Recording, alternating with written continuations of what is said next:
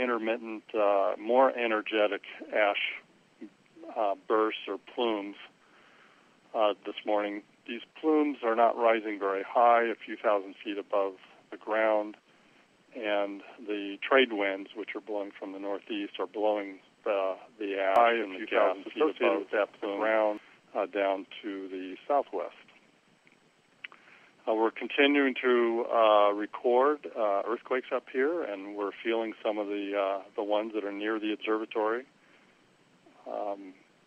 And we're also continuing to record an overall deflationary tilt at the summit as the magma column presumably continues to withdraw from the overlooked crater vent. And I think I'll stop there. Thank you, Steve. Our next speaker will be David Damby. David is spelled the usual way. Damby is D as in dog, A, M as in mother, B as in boy, Y, Damby. David Damby is a chemist and volcanologist with the U.S. Geological Survey. Go ahead, David. Thanks very much, Leslie. I think the first thing I want to talk about is the hazard of gas and ash pose that's coming out of the volcano and also out of the rift. We've been dealing with the gas for a number of days now, so I'll focus on the ash. The ash, when it comes up, will blow just like we're used to with the gas, with the trade winds. And the big thing to know is that it's not poisonous. So as it falls, if it touches you, it's not of immediate concern. You just want to limit your exposure to it. The ash itself is just fragmented rock. It's like a rock powder. So it's nothing more than that. And it's cool when it falls over populations at a distance from the volcano. So you don't have to worry about it being hot like the magma is. For exposures to ash, some of the symptoms will be similar to what we've been talking about with the gases that are coming out. So that's irritated nose and eyes and throat and the upper airways. And so the best thing to do is to limit your exposure. I think that's all I actually want to say, but I'd be happy to take more questions at the end. Thank you, David. I appreciate that. We will open it for questions. Our next speaker is John Bravender. John is John. Bravender is B as in boy, Ravennder. John Bravender is with NOAA, the National Oceanic and Atmospheric Administration, National Weather Service. Thank you for joining us, John. Go ahead. Thank you. I just wanted to give a quick update as to the weather we're expecting over the next couple of days, because we will see a bit of a change. Over the past few days, we've seen the northeast trade winds rather strong at times, but as the high-pressure system north of us moves east, they will weaken a bit tomorrow. Actually, they're weakening somewhat today. They're generally 10 miles an hour or less in the Leilani Estates area, still 15 and 20 through the national park. Tomorrow, weakening winds and turning more east or east-southeast will bring the gas and ash hazards through a different area. They might stay more inland, and also because of the lighter winds, they'll be less spread out and more concentrated. That will be relatively short-lived for Wednesday night, and by Thursday, winds start picking up again, and by Friday, turn back to the northeast, pretty gusty as well. That's a quick summary. I'll also be available. Thank you, John. Our next speaker will be Jessica Farrakane, spokesperson for the Hawaii Volcanoes National Park. Jessica's last name is Farrakane. That's F as in Frank, Errekane. Did I get that right, Jessica? I think I spelled your name wrong.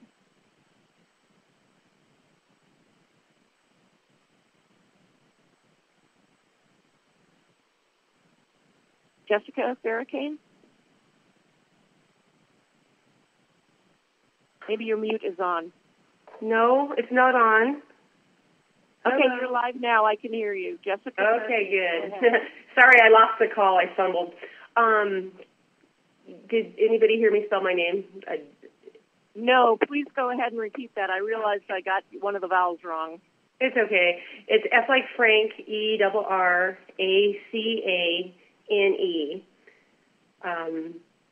My updates for Hawaii Volcanoes National Park today are brief, but they are positive, I think, in that we are going to be opening the Kahuku unit additional days. And so the Kahuku unit is a 116,000-acre section of the park in the Ka'u district. And it has the 1868 lava flow feature and native forest and beautiful section of the park. That Kahuku unit will be open starting this Sunday, May 20th. It'll be open Wednesdays through Sundays, 9 a.m. to 3 p.m. And we have not had a chance to get out a media advisory on that yet, but we'll be doing that either later today or the first thing tomorrow. In addition to that, our park rangers, some of our interpretive park ranger staff will be down in downtown Hilo at the Moku Papapa Discovery Center, and that will be daily from Tuesday through Saturdays, which are their normal operating hours down there, from 9 to 5 a.m. And for those of you who aren't familiar with the Marine Discovery Center, this is the NOAA-run Marine Discovery Center that interprets the Papahanaumokuakea National Marine Monument up in the northwestern Hawaiian Islands. So since both of us are World Heritage Sites, the only two in Hawaii, it's really a kind of a cool partnership, and we're super grateful to them for hosting us. And again, that will be Tuesday through Saturdays, 9 to 5. We'll have park rangers down there talking about what's going on in the park up here where you can't visit. And really, that's it for details and updates from us. Thank you. Thank you, Jessica. That's the end of our statements that we want to make, and we'll open it up for questions. I want to let people know that all four speakers, Steve Brantley, David Damby, Jessica Farrakane, and John Bravender, are available to answer questions. We also have two additional U.S. Geological Survey geologists online who can answer questions. They are Janet Babb and Wendy Stovall. So, operator, we're ready for the first question. Okay, thank you. We will now begin the question and answer session. If you would like to ask a question, please press star 1. Record your first and last name and affiliation clearly when prompted. Your name and affiliation is required to introduce your question. To withdraw your question, you may press star 2. Once again, if you would like to ask a question, please press star 1. One moment, please, for our first question.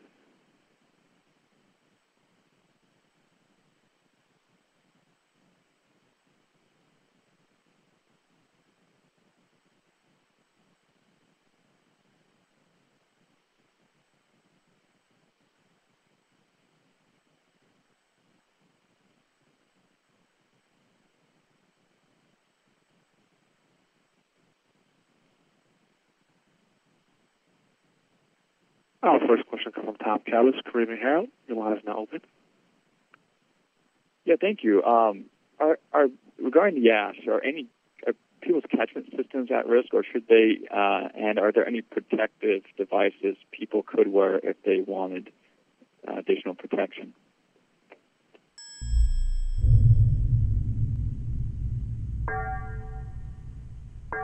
David, is that a question for you, or who do you recommend to answer that? Can you repeat the question, please? Yes, regarding the ash, a lot of people have catchment water tanks, and I think you said that the ash itself is not harmful, but should people take any precautions regarding the catchment water tanks? And if they are sensitive populations, maybe with asthma, is there anything they can do to lessen their exposure other than keeping their windows closed? Yeah, thanks a lot. Those are really good questions. With regards to water supplies, if you have an open water tank that you draw from, which it's my understanding that a lot of people do, it's best to cover that. So whenever we put out a statement regarding ashfall, or if you see ashfall yourself, cover that tank immediately. That's a great precaution to take. We recommend that for two reasons. The first is that if there's a lot of ash, which we're not expecting which we haven't seen with the eruption or the emissions that just happened. But if there's a lot of ash, it can start to clog or erode some of those water catchment components. And the second reason is that some of the gases that we see coming out can stick onto the surface of ash and then be transported into the water supplies. And so if you cover those supplies up, then you don't get that contribution into your drinking water. So that's definitely what you want to do. If you've got an exposed water supply, cover it up. If your water supply is already covered or enclosed, there's nothing that you would need to do for ashfall itself. With regards to the second part of the question, if there's ashfall and you're dealing with a sensitive population, the number one recommendation is always reduce exposure. So that's stay indoors and don't go out into the ash. That's going to include activities like sweeping or trying to clean it up in any way, because as soon as you do, you'll resuspend the ash, and you'll get exposure that way also. So if you're part of the sensitive population, that's the best thing to get out of it. And as you said, close up the doors, close up the windows. If ashfall becomes a little bit heavier, then at some point evacuation might be the right move.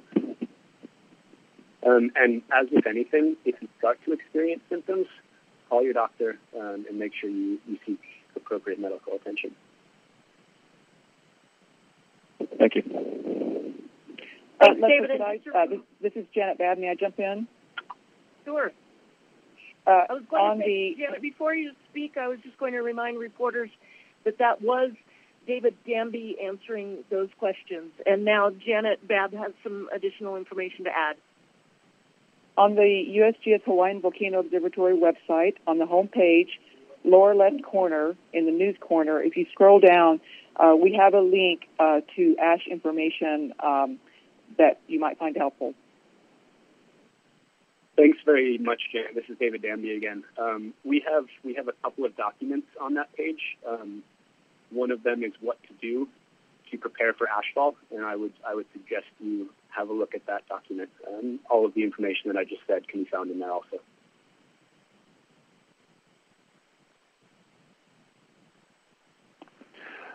Our next question comes from Tara Madison. Your line is now open. Hi, can you guys hear me? Hello? Yes. All right. Yes. All right. So I just wanted to follow up with that question because I also was wondering about the catchment. What if ash has already gotten inside it? Can you still drink the water? And also, does it affect structures like power lines? Is that a concern? And can you talk a little bit about the VOG? Yes. Sorry, I'm just making sure I note down all three of your questions so that I can address them in turn. So as to your first question, repeat the question, what do you do if there's already a little bit of ash in your catchment system? At this point in time, because we haven't seen much ash, it's not cause for concern.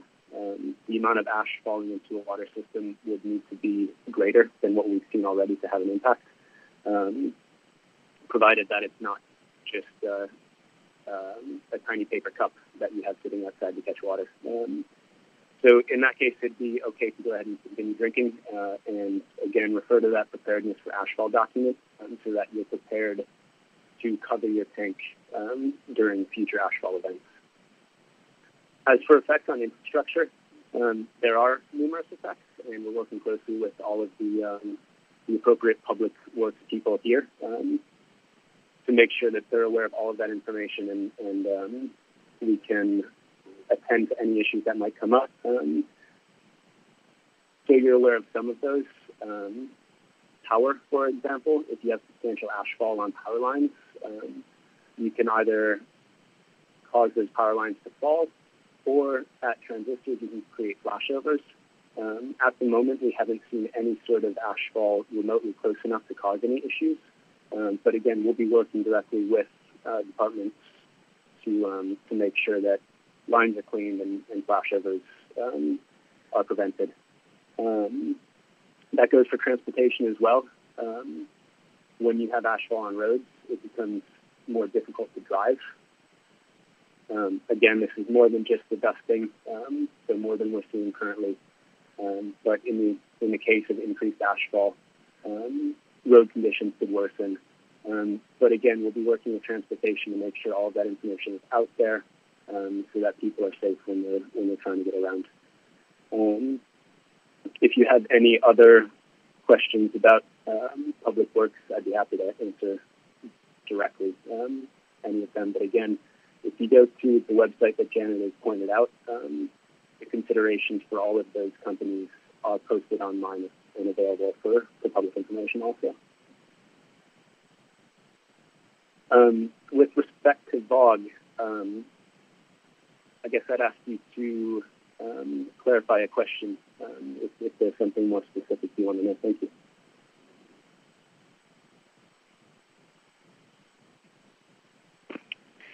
Well, just because you mentioned the ash, and I wanted to see if you could just speak a little bit about the VOG, how bad you guys expect that to be, and if we're going to feel that on the other islands.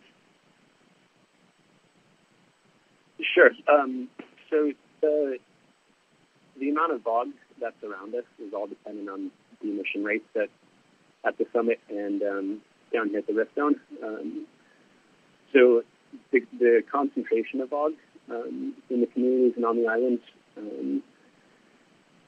won't change as long as those emissions rates stay constant. The only thing that will affect that are the wind directions. So it's important to stay up on the Weather Service's feed, understand whether or not the trades are blowing, because they're really a blessing and carry most of it away from the island for us.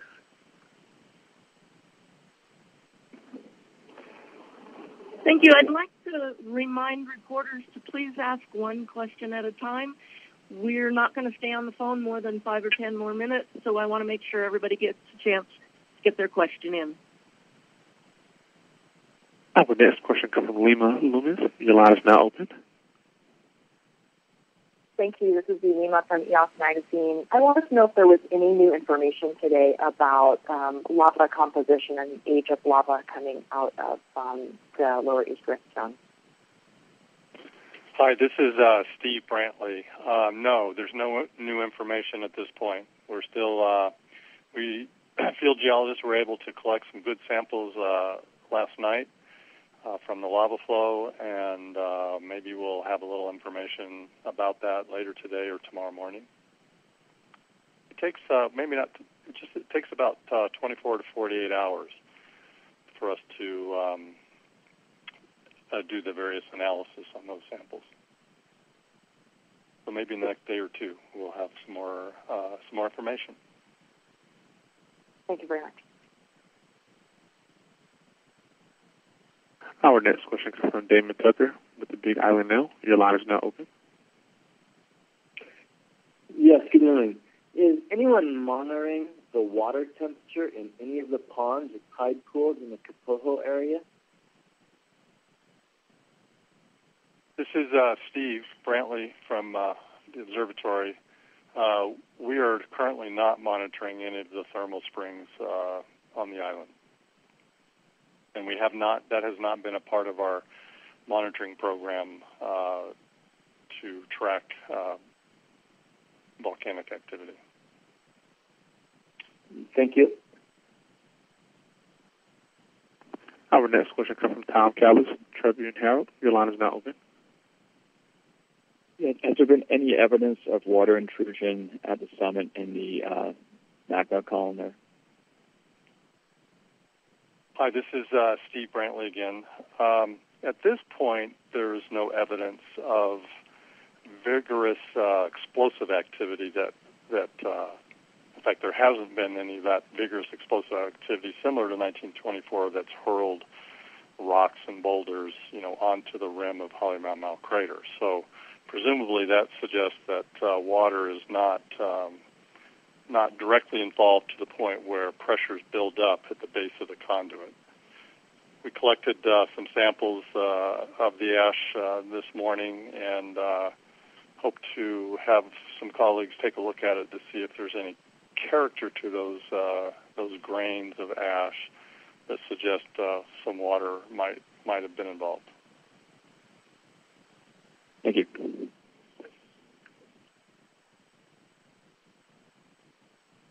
Howard, at this time, we're showing no further questions. Thank you, Ernest. That's actually perfect timing. If there are no more questions, I think we'll bring an end to this morning's briefing. Please join us again tomorrow. We try to do these briefings every single day. It is the same call-in phone number and the same access code. And please do remember to check all the information online on the websites from the various agencies involved, the USGS Hawaiian Volcano Observatory, Hawaii County Civil Defense, Hawaii Volcanoes National Park, and the National Weather Service. Additionally, if you need information from the USGS, the best way to reach us is via email. Please do not try to telephone us. And our email address is volcanomedia@usgs.gov. That's volcanomedia, all one word, at usgs.gov. So I'll go ahead and say thank you for joining us and conclude this call today.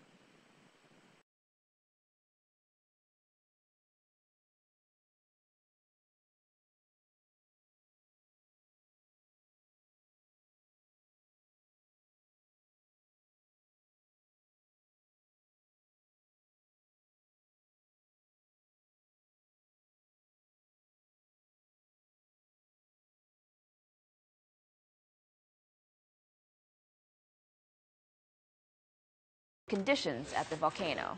On Maui, a public hearing is scheduled today for draft rules of the county's styrofoam container ban. The ban prohibits the sale or use of the foam containers for food service.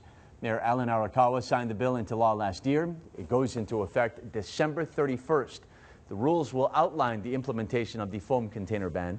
The hearing starts at 5 p.m. at the Planning Conference Room in Wailuku. Also on Maui, the Wai'ehu Municipal Golf Course remains for 18-hole play after renovations were postponed. So the back 9 holes were supposed to close this month. Those renovations, though, were postponed while the Maui County Council reviews funding for the project. County officials note that while no major changes have been done to the course as of yet, crews have begun working in some areas. So players may notice an impact to the grass on the course. A Hawaii Island lab finally has a steady source of funding to research rat lungworm disease.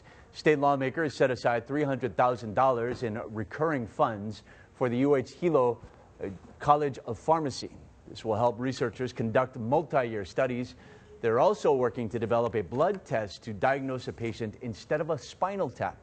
They also plan to focus on prevention. One thing people keep asking us is how can we treat our vegetables? And so one of the major studies I'd like to be able to do is to look at different chemical and physical treatments. A lot of times people can get very frustrated with government and maybe that we move a little bit slowly, but I do think that this is an example of everyone coming together, recognizing a challenge and taking it on, really strong. Last year, lawmakers rejected the lab's request and gave $1 million to the state health department instead. The agency is using most of the money for outreach and education. All right, 6:36, time for Howard's Quick Biz. Okay, NCL has canceled today's Hilo port call, and it won't stop in Kona either, adding time on Maui instead. Kona business people say this is but the latest sign that the economic spatter from the eruption extends far beyond the lava. The USDA's Farm Service Agency, sort of a FEMA for farmers, makes a separate disaster declaration for Kauai. This triggers loans and other help to farmers who can document flood losses, either livestock, crops, or buildings. Japan Airlines plans to launch a discount division in 2020 and says it will serve Asia, Europe, and the Americas. No details on Hawaii yet. And the Dow is down more than 200 points. Guys? All right. Thank you, Howard. All right, coming up, Mayor Caldwell has said that this company is operating illegally. But Line Bikes still introduced the electric scooter service over the weekend anyway. We're going to talk about the issues facing its executives coming up next. And don't forget to download the Hawaii News Now app for your smartphone or tablet.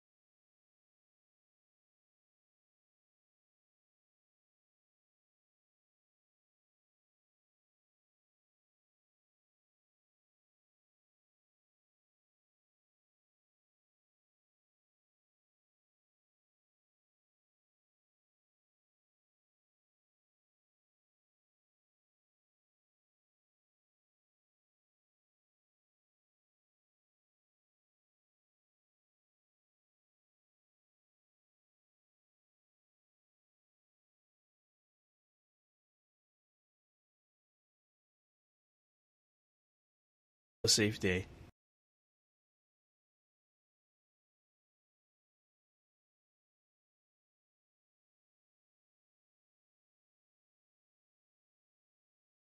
This is your Hawaii County Civil Defense Agency. This is a civil defense message. This is your Hawaii County Civil Defense Agency. This is a civil defense message for Tuesday morning, May 15th at 10 o'clock. The Hawaiian Volcano Observatories within Halemaumau crater have caused an ash plume which is carrying ash downwind across the Ka'u district. Ash is being reported at Lapahala. Avoid excessive exposure to ash, which is an eye and respiratory irritant. Those with respiratory sensitivities should take extra precaution to minimize exposure. Motorists are advised to drive with caution. County, state, and federal partners continue to monitor the situation. You'll be informed of any conditions that affect your safety. Thank you for listening. Have a safe day. This is your Hawaii County Civil Defense Agency.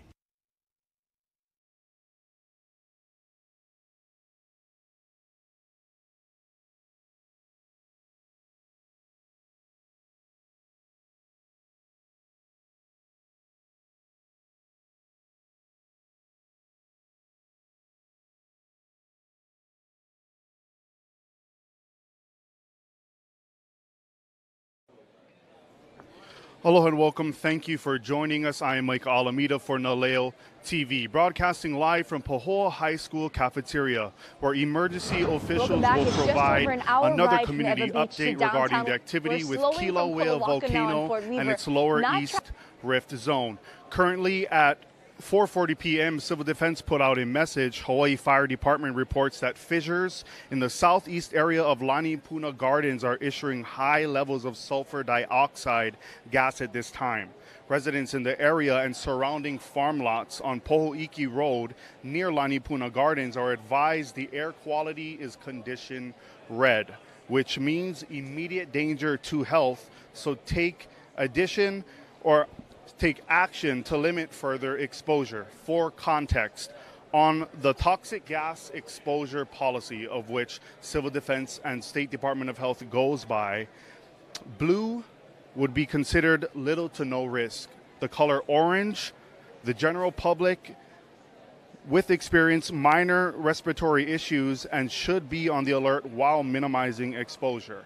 And condition red, the last condition, means immediate danger to health. So basically, Civil Defense, Hawaii State Department of Health, they are asking if you live in the evacuation route or in the evacuation zone, please move out of there immediately. Heed all warnings from emergency authorities and whatnot, and make sure that you are not within the high levels of sulfur dioxide gas. Here tonight, if you are just joining us, we are broadcasting live from Pahoa High School cafeteria, where the Hawaii County Civil Defense Agency, along with U.S. Geological Survey Hawaiian Volcano Observatory, will provide another update on the developing situations going on at both Halemaumau crater and as well as the lower east rift zone here in Leilani Estates. Currently, there are 19 fissures, but number 17 is currently the most active. It is roughly 1 mile long, according to USGS, and it could be less than a mile away from Highway 132. Let me be sure of that. Yes, could be less than a mile away south of Highway 132. So as you can see here, developments are quick. They come without much to any notice. That is why emergency authorities are saying if you do live in lower Poho'iki, Kapoho, be ready to evacuate on a moment's notice. Get your things prepared. Heed all warnings from either Civil Defense, USGS, and the National Park Service. All of these three agencies are doing everything they can to keep us aware. Over at Halemaumau crater, there's a lot of confusion of what's going on. People are wondering, when is the explosions going to occur? You told us it was going to be this date or this date. Just to be clear, last week Friday, there was a notice put out by USGS and the National Park Service closing the Hawaii Volcanoes National Park just to take proactive measures in case anything were to happen. They did not say something would happen on this date or at this time. All they said was we could get something or something could happen over at Halemaumau crater. Currently, what we do see, if people saw plumes of ash this morning, it was actually just steam. So what they're predicting, or given the evidence that they found, these explosions that we're seeing, or these plumes coming out of the crater, are from rocks that are falling into the crater and causing these plumes of smoke or steam coming out of the crater. So just to clarify, the lava lake has not dropped below the water table yet. They are optimistic with the evidence that they found thus far. USGS states every day, every morning, they have geologists that are out there testing the steam or the ash or the plumes that come out of the crater every morning. So that is what they're basing their information on. Evidence, hard code evidence. They have a team right now that is currently in the Lower East Rift Zone that they gather all of the evidence of the lava. A lot of people are asking, is that lava from the 1955 flow, or is that fresh? Is that now? And evidence shows that it's a little bit of both. According to this morning's 11 a.m. media briefing that USGS holds along with National Park Service and Civil Defense, which you can find every day or every weekday on Channel 55 at 11 a.m., we're seeing two types of lava coming out in the Lower East Rift Zone. From 1955 as well as fresh. They're seeing that from the tests that they're doing. That's what they're seeing. It's very interesting. They say that lava has been sitting in these tubes for decades now, and to see it kind of get pushed out at this time is astonishing, and it's definitely in uncharted waters. So it's hard for them to predict what's going to happen. All they can do is inform us with updates based on evidence, and that's something critical to understand.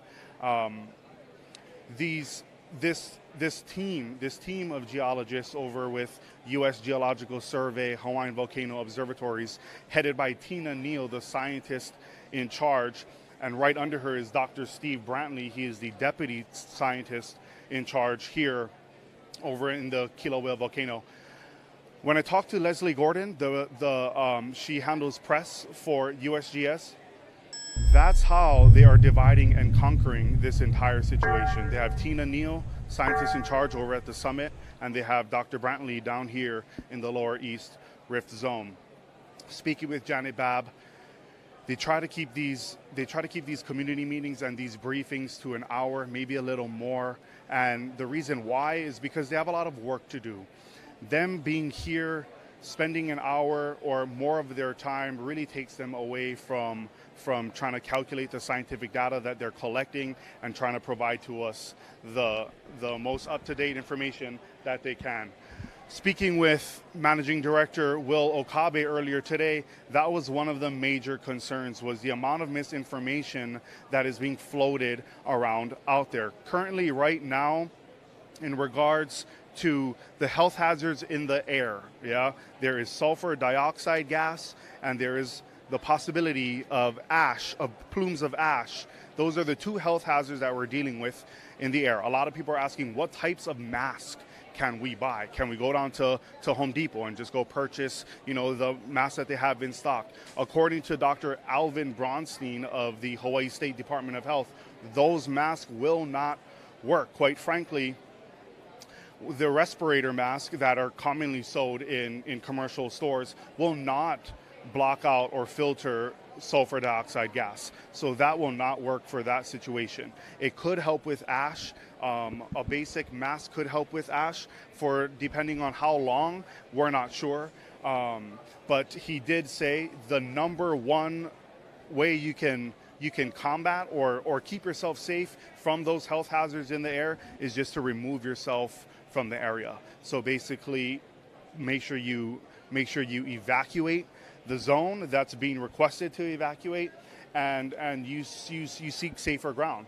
As HFD reported earlier today at 4:40, currently the levels are condition red. So the air quality condition right now is red. And as I mentioned earlier, just for context, there are 3 different colors on this toxic gas exposure policy chart that Civil Defense and Hawaii State Department of Health goes by. Those 3 colors are blue. That's the very least danger, I guess you could say, on the toxic gas exposure chart, meaning little to no risk. Orange is a little more severe. The general public may experience minor respiratory issues and should not be on the alert while minimizing exposure. And red, which is currently what we are in now, means immediate danger to health. So emergency officials cannot stress enough to heed all warnings from authorities, and make sure that if you are living in the evacuation zone and you have not done so yet, please get to safer ground where a lot of people are still confused. But the best thing to do, I would say, is to stay up to date. You can find credible information with U.S. Geological Survey's Hawaii Volcano Observatory, also Civil Defense and the State Department of Health. They have a VOG dashboard information where you can find out the levels of VOG in the air, and you can find out where is safe and where is not. Once again, if you're just joining us right now, we are broadcasting live from Pu'u High School cafeteria, where any moment now emergency officials will provide an update of the current activity regarding Kilauea Volcano and its lower east rift zone eruptions in Leilani Estates. As we mentioned earlier, there are currently 19 fissures. Fissure number 17 is the most active, producing a voluminous flow of lava. It is roughly 1 mile long, half a mile south of Highway 132. Now, those were estimates provided earlier by USGS Hawaiian Volcano Observatories, who has been working around the clock. They have a team here tonight that will provide us an update. We heard last week from Dr. Steve Brantley. He did a phenomenal job of breaking down exactly what's going on with Kilauea Volcano and the lower east rift zone. At this moment, we'll hand it over to emergency officials to begin. Thank you. In regards to real property tax, frequently asked questions. If everybody, if you don't have one, just raise your hand and we can get one to you. But if you don't want to do that, you can get it from the back as well. Okay? Okay, so we want to start. It's still later than 5:30, but we want to start right now. I want to introduce to you Talmadge Magno. He's the Civil Defense Administrator. Talmadge.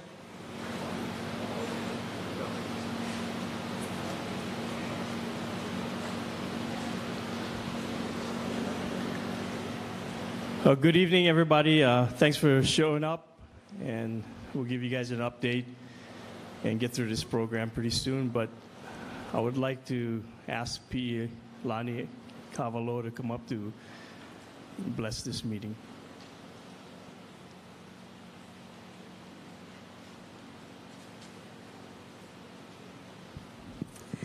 E pule kako, e ke akua manaloa.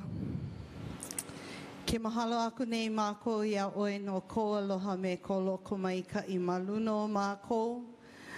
Na kaya ulu o puna.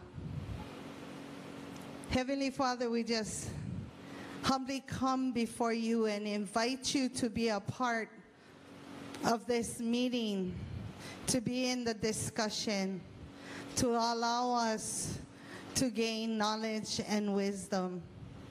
We ask that you guide us in all that we do. We ask that you guide the leaders and those that are in leadership roles to think of what is best for our community. We ask that you continue to watch over us and let no harm come to any person. We thank you for the opportunities and the blessings that we may be able to say farewell to our homes, if that is the case, but to also be able to take those things that is precious with us. Help us to continue to be wise in our judgment. Help us to continue to talk with aloha, to speak and engage with aloha. Aloha ke kahi I ke kahi.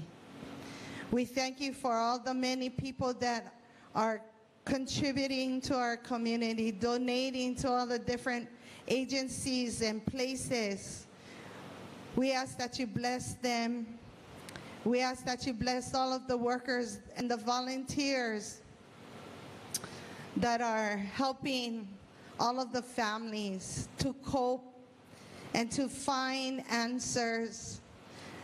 We ask that you continue to help us and guide us through this hard time. But with you, we can do many things. And so with that, I thank you for all the blessings that you have bestowed upon us and for watching over us and keeping us all safe. Makaino kamakua ki kei ke ame ka uhane he molele. Mai ke au kumole ahiki ke au pau ole. Amen. Mahalo.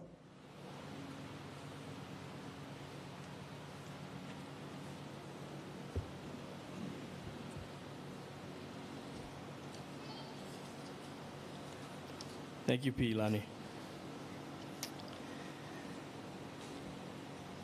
So to start off this meeting, I'd like to bring up Harry Kim.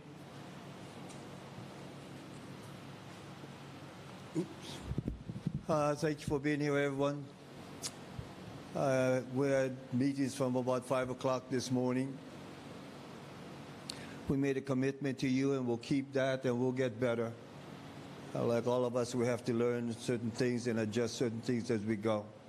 They were told a major mission in regards to everybody who's here is to make it as best as possible for what you're going through. I just was briefed, and I'll show you. We said we have to do everything we can to minimize the inconvenience of the closures.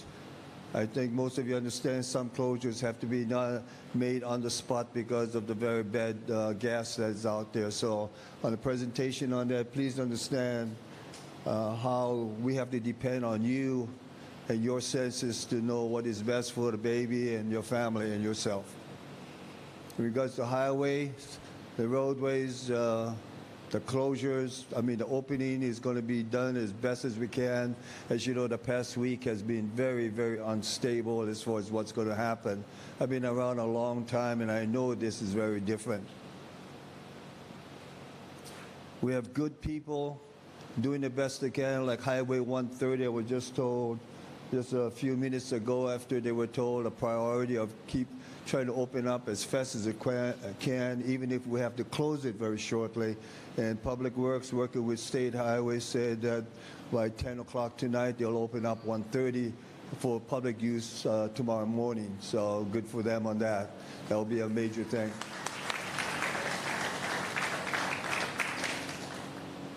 And even better for, I know this don't seem appropriate at this time, but sometimes you have to take advantage of the lemon and try to make a little bit of lemonade. And we're going to try to improve the beach road for a better usage regardless of what happens here or not happen here. And I was told today that they're just waiting for the okay to pave all of the 4 or 5 miles to make it as best as possible.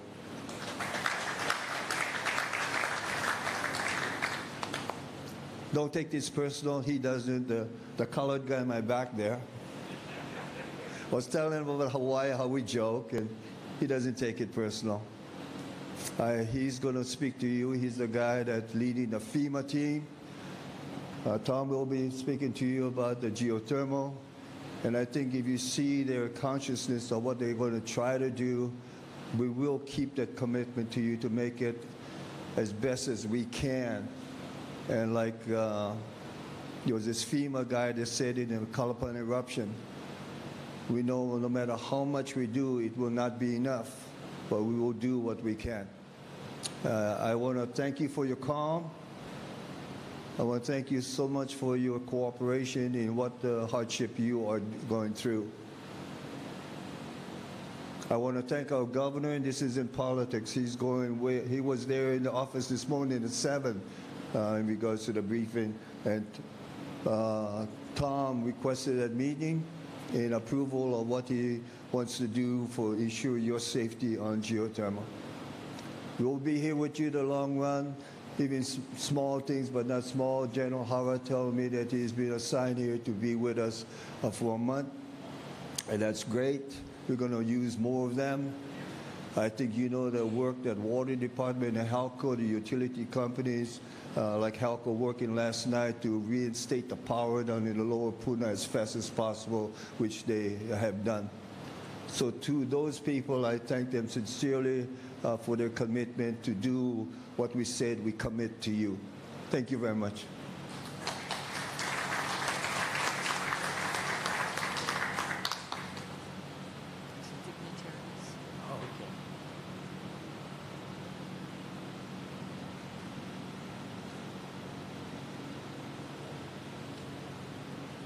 All right, a couple people I want to recognize before we move on. Councilperson Eileen O'Hara is in the building. Also, representing the governor's office, Fresh Onishi. And from Senator Mazie Hirono's office, Ann Ebisugawa. So a couple more people we'd like you folks to meet. And this is pretty much the same format that will follow each subsequent meeting. You know, we'll have the resources around the building. So, you know, if you guys got questions again tonight, make sure you don't leave this place with questions. Go to these resources. I know health has got some important stuff. You know, we included the ash hazard, so make sure you guys go see them if you got questions about that. But anyway, to start off, I wanted to introduce Tom Travis. He's the director with Hawaii Emergency Management, and he will address what he's been tasked to work with on the Big Island.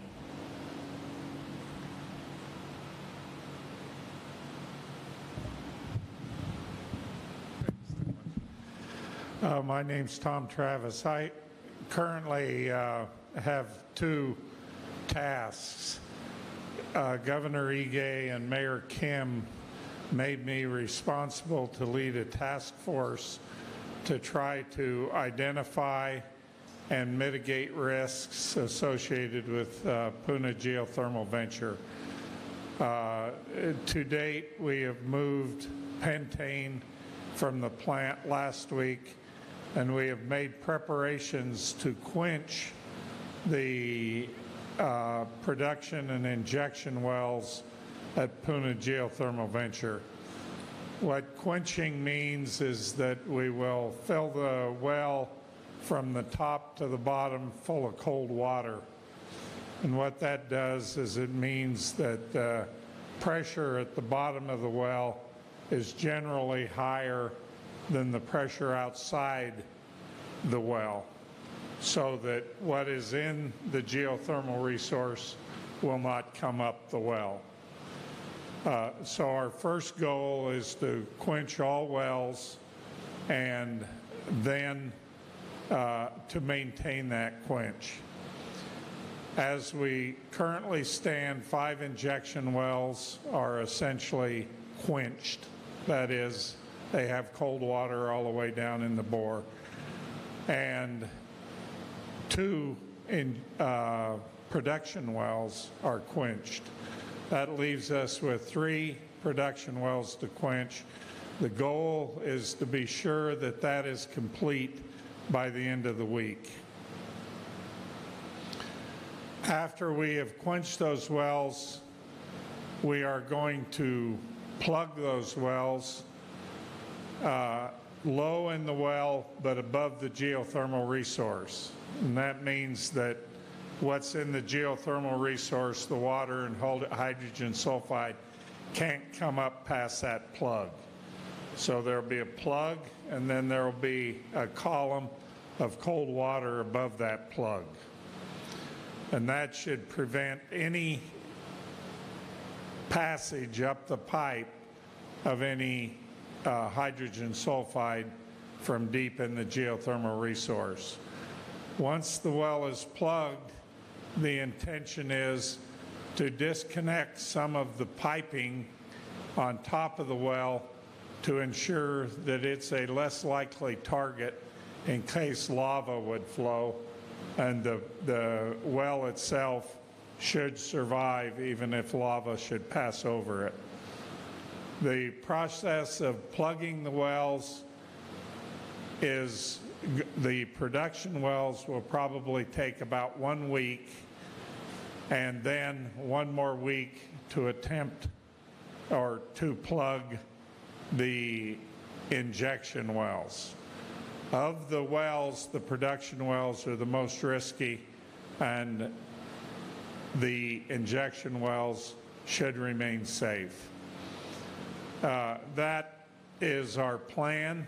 Sitting on the committee or the task force that I put together to meet the tasking of Mayor Kim and Governor Ige, our Director of Geothermal from the Department of Conservation in California, a geothermal resource engineer, and a geothermal physicist from ORMAT, a Professor Hahn, who is the interim chancellor at University of Hilo and has worked with USGS and teaches geothermal.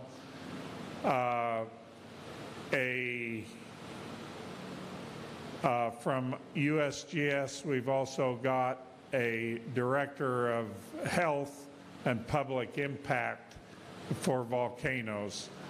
This team put together, we've met 3 times, and we will continue to review the progress and put together a plan to identify and continue to mitigate risks. Thank you.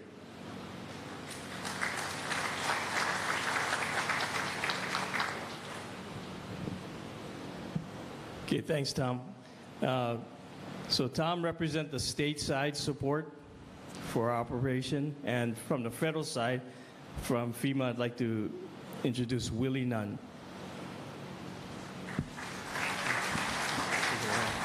Thank you. Well, thanks for having me here.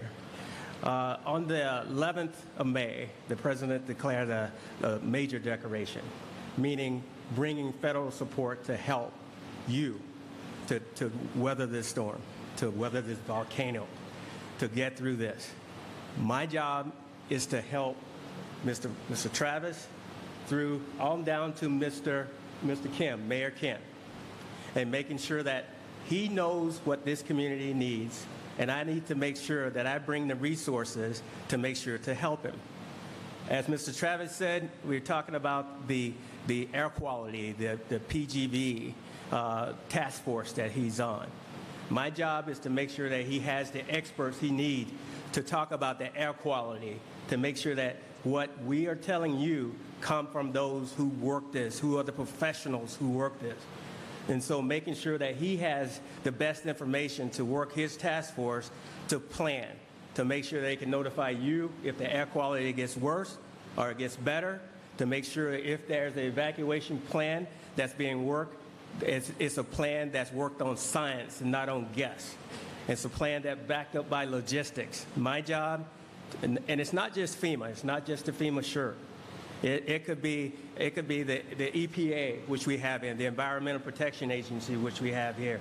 It is the Forest Service. It's any agency that the federal government, due to the disaster declaration, that we can bring to help. My job is not to overwhelm your community. My job is to work through Mr. Travis and Mr. Kim, Mayor Kim, to make sure we get you what you need. And I'll be doing that. We have people embedded with Mr. Magno's in Mr. Magno's office, and if we need more people, it's not the more people we bring. It's about what capability they need us to bring, and they are making that known to us right now of what we need to bring. And as Mr. Kim said and Mayor Kim said, I am not going to promise to make you whole, but I promise you we will be here for the long run, and we will be here to help and not to overrun. I see the brethren in the military uniforms. We work with them as well. You have your National Guard, but also if it gets to that magnitude, we will bring in the active duty to work with the National Guard, if that's the case. But we only do that at the guidance of Mr. Travis and Mr. Kent, Mayor Kent. So anything that we could do to help and do that in an orderly fashion and do that in a spirit of partnership, that's what we're here to do. And we'll continue to do that until we make it through this. Thank you.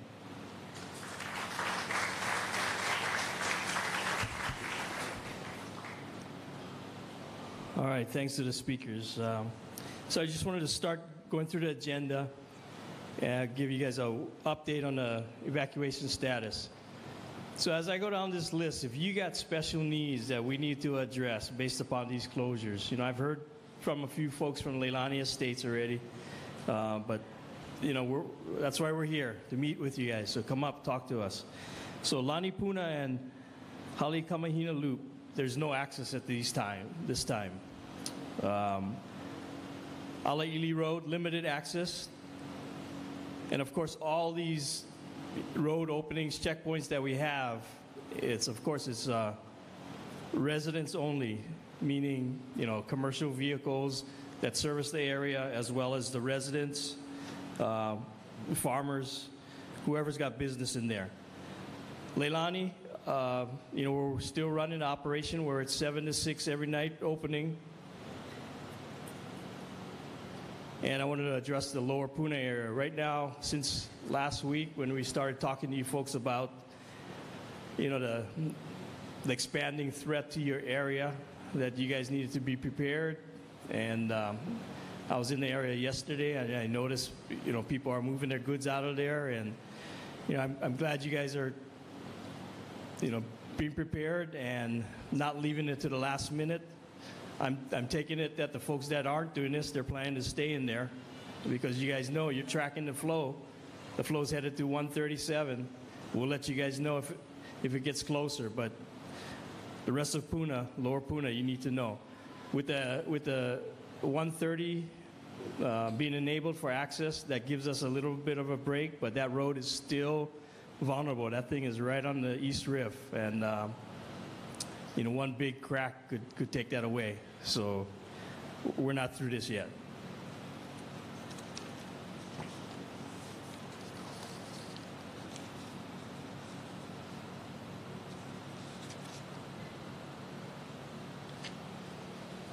So of course, 130 continues to be closed, and residents only from the intersection at the school here all the way up to Leilani, and then also allowing Alaili folks to get in.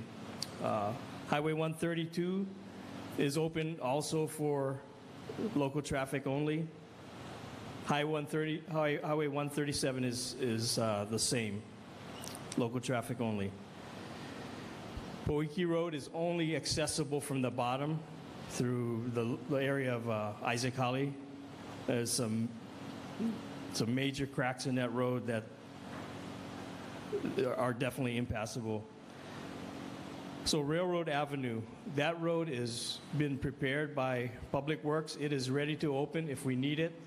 There is no need to open it at this time, but just to let the public know out there that road is available for us if we need it. And as Mayor Kim said, Beach Road is also ready, and we've got plans for it. So, we're thinking ahead what we're going to need if we get into that certain situation that we're starting to lose roadways. Okay, one of the big problems you guys have been facing during this whole event is the gas. We've got monitors out there. We're working with the Department of Health, FEMA, EPA, to come up with some really good program, but we still got to take care of you guys in the meantime. So the troops that are out there, police, fire, they're monitoring. They will report high levels, through their command posts up to the EOC. We'll make messages accordingly so you guys know what areas you're being affected. I think you know already with the trade winds, if you're living out there, you guys are being affected, you need to take matters into your own hand. Whether you shelter in place, you can close up your house, shelter in place before the gas inundates you, or if you got to get in your car and leave the area, turn your AC on, close your windows, and put it on recirculate and get out of the area. Sometimes the plume of the SO2 is just narrow enough that you go over to a neighbor's lot, it might be clear, but it's usually just a small area that's affected. If we get slack winds like what's planned, it might cover a larger area.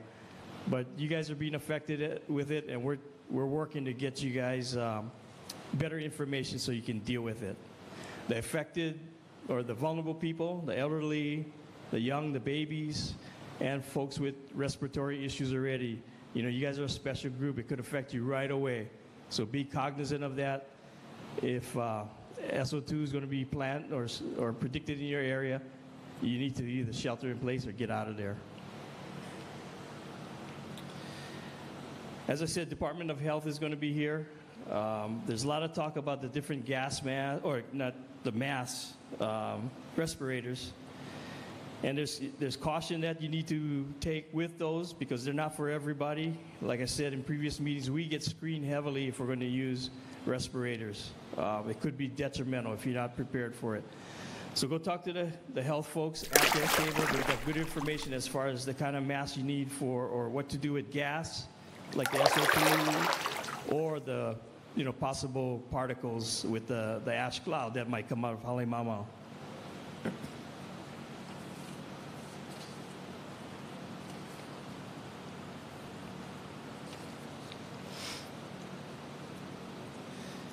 All right, our information center started up again today, new location. It's at the Pahoa Community Center, and their hours are going to be 9 a.m. to 3 p.m.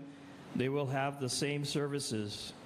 So make sure, some folks are talking to me about, the house is not destroyed, but it's within that high SO2 area, the high gas. They can't live in it. What is available out there for them? So go to the information centers or ask, the resources that are around here, see if you can get some answers. Also in the backs, the Hawaii State Insurance Division, impacted folks, they're a resource for you, so make sure you go see them. So at this time, I want to bring up the next speaker, Steve Brantley from HVO, give you guys an update, what's going on with this eruption and the flow.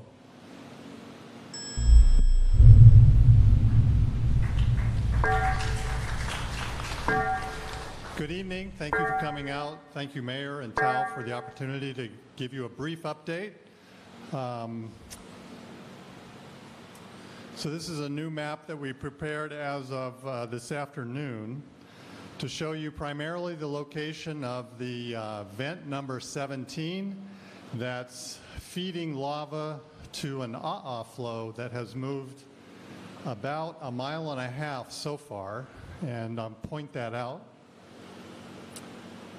There's vent 17. It's downrift of PGV, and it spawned a lava flow that flowed off to the northeast. It turned as it hit the edge of the 1955 flow, and it turned it to the southeast. And it appears to be flowing down one of our paths of steepest descent lines. That's the area in which water, if you poured water over the surface, water would flow down and collect into that relatively low area. This afternoon, the flow front was at this location, and it's about 2 miles or a little bit more than 2 miles from the ocean. There was also a new vent that opened up right here, just downrift of Pohoiki Road, and it was weakly active this afternoon. Next slide. So I guess I can do it. So this is an aerial view of the lava flow taken about 2:30 this afternoon from the fire department on Chopper 1. The active fissure is located about right in here. That's fissure 17.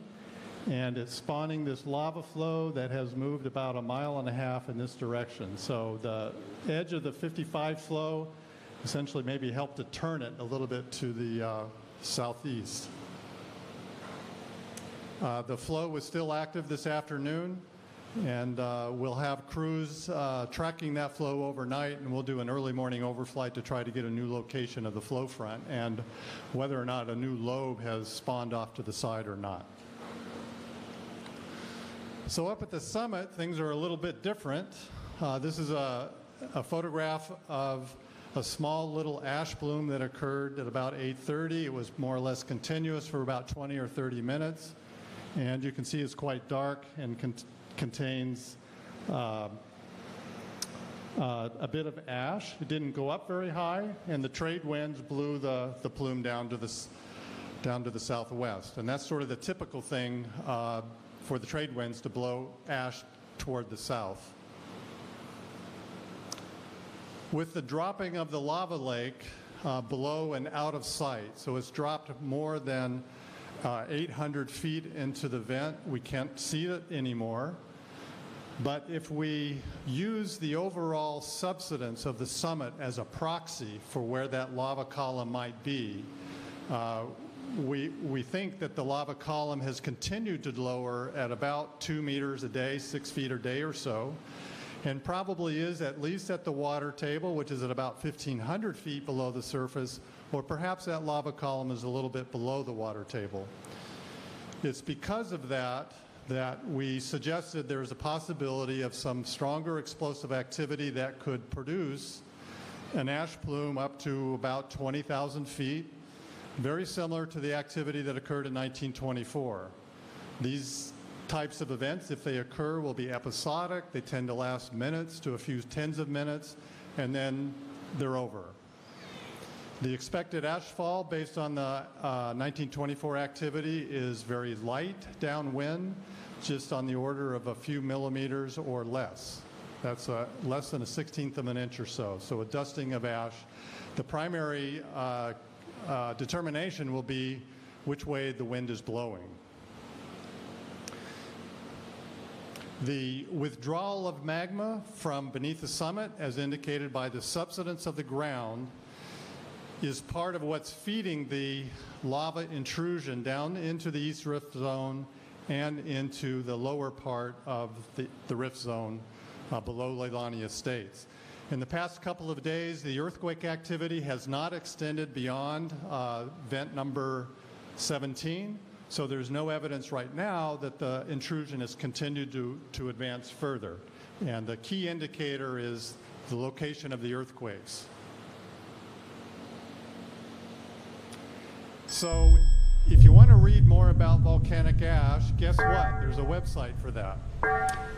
And so if you do a search on USGS ash information, you'll get to this website that has a clearinghouse of information about volcanic ash characteristics, how to clean it, how to clean up after it, and things to keep in mind. My colleagues and I will be in the back of the room. If you have additional questions, we'd be happy to talk to you further. Thank you.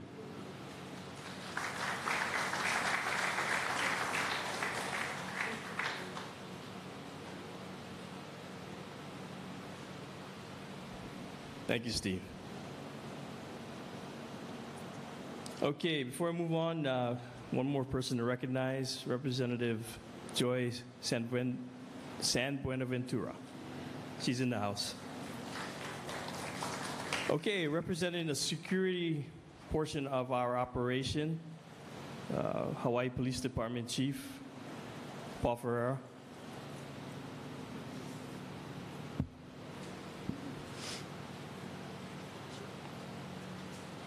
Good evening. The mayor said I had to dress up for this. That's why I'm dressed like this. Okay, I know everyone's concerned about the security. We're getting more additional help from National Guard. They'll be taking up more posts at the roadblocks, allowing our officers to go in on roving patrols.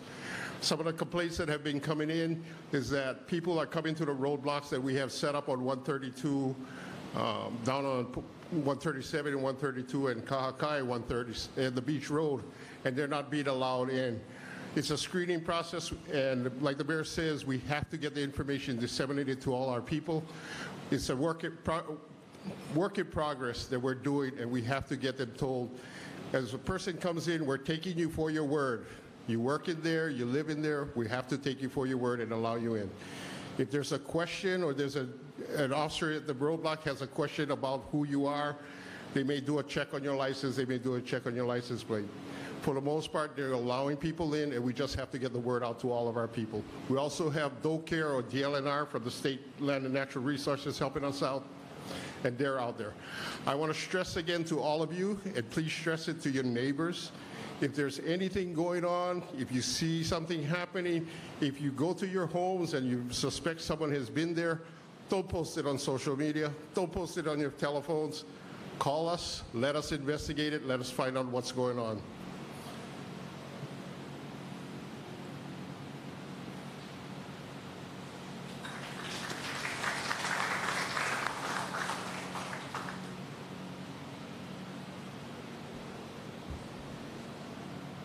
Yeah, all the county departments are ready to work with you guys. So, make sure you contact the police, fire, whoever deals with the activity you need help with, let us know. So one other person I want to introduce, representing the National Guard here, General Kenneth Hara. He's on the island, and he's going to be supporting our operation with the Guard, and whatever we need, they're going to be here for the duration as well. So, thank you.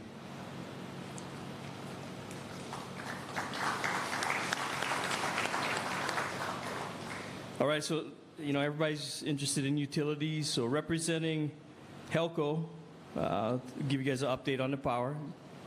Jay Ignacio.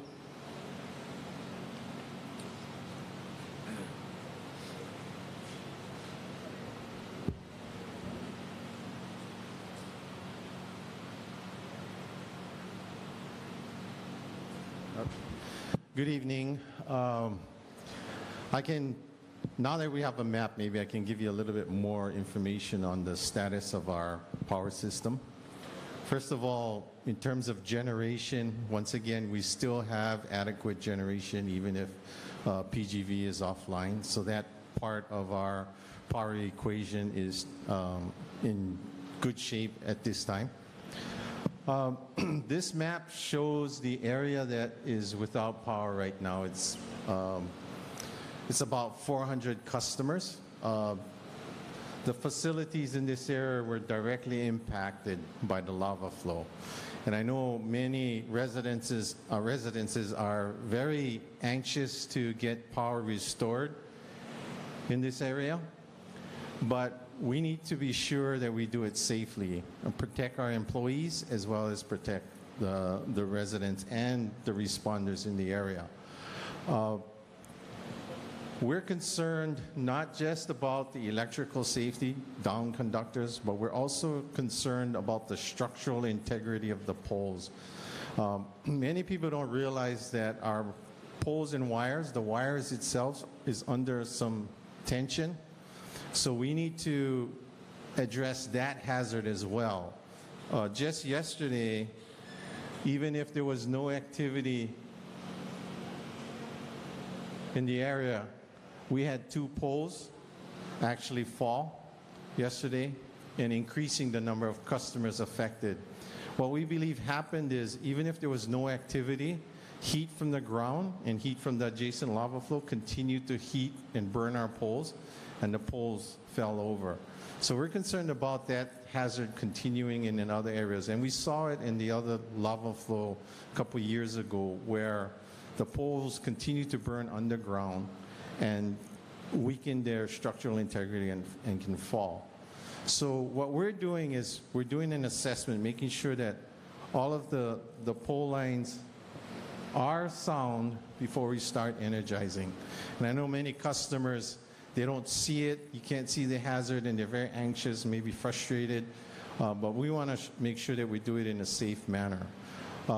We have been having calls to our trouble call number, and if you're interested, you can continue to call the trouble call number. What we'll do is we'll log your name, we'll log your location, we'll plot you out in the location, and then we can give you better information as to when we may get to you and re-energize. Everything's going to be coordinated with all of the responders. We're not going to go in and just energize. If we come up with a plan and we have an area that we want to energize, we're going to have to work with Hawaii County Civil Defense, with police, fire, all of the responders before we actually take any action. We're probably going to do it in a manner that is the safest and most sensible. If we can energize areas quickly and do it safely, we'll probably do those first. So we want customers to understand that there's a planned sequence, and even if you called in first, you may not be addressed first. So we just want to tell you what that sequence is. We're still having some activity going on in that area because we had 3 power interruptions related to down conductors in that area. The last one was, we think, related to a tree falling over. We don't understand why. It was an ohia tree actually fall over. It was a relatively small tree. Typically, a small tree of that size would not have broken the conductor, but it actually broke. And it broke in a fashion that we don't clearly understand. We think there's changing tensions on the lines that's actually adding to that conductor falling. We've also seen in the subdivision around the poles, there's gaps. And we don't know if it was related to the earthquake shaking and then creating these gaps around the pole, or we actually having inflation in the ground causing that phenomenon. So we want to go through and check all of that. Now, there's customers in Kalapana and in Kapoho that are concerned that if our power system gets isolated, what do they do? Because we serve Kalapana through the pole line in this area. There's only one source to the Kalapana area. There is no tie around back here. It's just one radio feed. And the same is for Kapoho. So there's questions as to what do we do if they get isolated. We're probably, if they do get isolated and it's a long-term event, we're looking at bringing in maybe in the beginning part, maybe just small backup generators or maybe even PV and batteries, and maybe power up a community center in the area so people can actually charge up their batteries. Later, we'll bring in bigger generators. I know customers want us to create a whole microgrid that powers up the entire facilities or the entire grid in that area. That takes a little more extensive effort. That'll take a little longer, but we're already brought in engineers from Oahu. They're studying that, and they're already looking at what generators are available, what would require to actually build a small substation or move one of our mobile substations to the area. So we are working on that and addressing it and looking forward ahead as to what kind of scenarios. We're also brought in structural engineers looking to see if there is a problem in this area, if we can build a longer span that would bridge that gap. If there's a large fissure, that we maybe could build pole lines across that gap. So we already have those designs in progress. So we're still monitoring the situation. This is something new. It's something new for all of us, and we need to adjust our plans as we go along. We'll be here if you have a concern, if you want to let us know where your residence is without power. We're here, our staff is here, and then we can take that information and you can get our contact information and stay in touch with us as we do our power restorations. Thank you.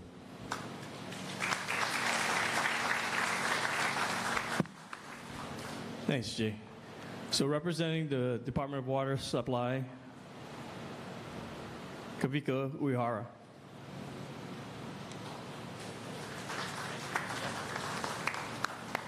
Good evening, Kavika Uehara with the County of Hawaii, Department of Water Supply. So for our water supply customers in the areas between Poho'iki, Vacation Land, and Kapoho, our crews were able to go down there today and check pressure readings in that area. And pressures in the area are over 100 psi. So that indicates that the temporary line, our temporary bypass line on Poho'iki Road is slowly filling the Makai water lines. We have had issues trying to keep that line as you go higher up on Poho'iki Road filled. We're not real sure, and we can't get crews in there right now because of the poor air quality. So again, we are asking for any water supply customers that do have service in the Makai, Lower Kapoho, Vacation Land, Poho'iki area to continue to try to restrict their use to health and safety needs for the drinking, cooking, and bathing and cleaning purposes. Just in case something does happen to our temporary bypass line, because it is a plastic line, which is susceptible to heat. But at least it'll ensure a longer service of water in that line. And again, we still have our water tanker out by the Vacation Land mailboxes and also additional water spigots by the Lava Tree State Park. And if there's any other questions, I'll be available afterwards. Thanks.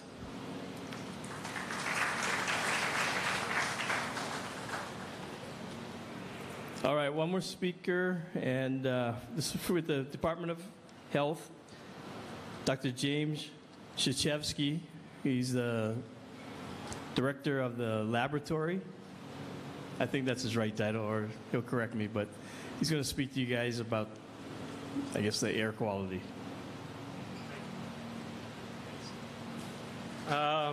I'm not the director of the laboratory, but I'm the section supervisor for air quality monitoring. So the three things I want to discuss real quick. Mental and other health concerns. DOH is working on getting you the information that you need to have. I don't have that with me tonight, but we will get it as soon as possible. Air monitoring. The State Lab Division, the Clean Air Branch of EMD is working with the US EPA, FEMA, NPS, and USGS to get as many monitoring instruments up and running and calibrated as quickly as we can to get you the information you need to stay safe. You have my word that we will all do it as quickly as we possibly can. Respirators. This is a NIOSH N95 approved respirator. This is good for particulates when worn properly. It is not good for anything other than particulates. So ash, it's fine for. Do not try to wear these to prevent gases from getting into your lungs. Do not try to use full face or half face canister respirators to protect yourself from gas unless you're trained to use it. I would hope none of you would try to go scuba diving without knowing how to scuba dive and being trained how to scuba dive. Treat this the same way. Don't use a canister respirator and put your health in danger. These gases are very dangerous. Stay safe. We don't want anyone hurt. Thank you.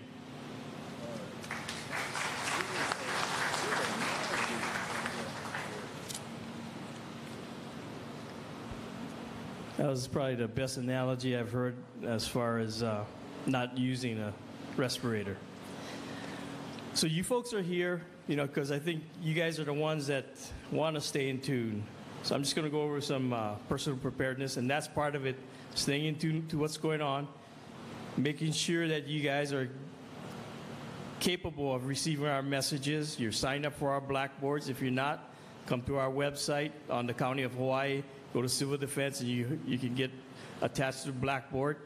I understand there is areas in Lower Puna that does not have some internet access or for phone service, and so we're going to have to work on that. I know some of the providers have approached us to increase services during this emergency period so that we can get messaging to you, so we'll continue to work on that. But go ahead and make sure you're signed up for our messages. As the chief said in the previous meetings, social media could be your enemy. We use it, as a way to get messages to you. But our messages, you can tell, they're vetted. They'll say it's from civil defense or whoever is putting that message out. If it's not an official, entry or posting, you got to question what you're seeing on social media. So I'm guessing that most of you, because you guys are here and you're active and proactive, create personal plans for your evacuation. Make sure they're updated as we lose roads. As roads are impacted, you got to know what your alternate routes are. Plan for your other household members, also your pets. Make sure you got your supplies and your important papers, whatever is valuable to you. So as I said at the beginning, the resource people are here to answer your questions. We'll be here for a while afterwards. Don't leave here without getting those questions answered. I think we're going to consider going down to maybe once a week meeting unless we get some dramatic changes in activity, and we will let you guys know when the next meeting will be. As the mayor started, make sure when you're out there, this is still a volatile, dynamic situation. Use all your senses to monitor what's going on out there. So as I said, next meeting, we'll let you guys know when it is. But thank you for coming. We'll stick around for your questions. Thank you.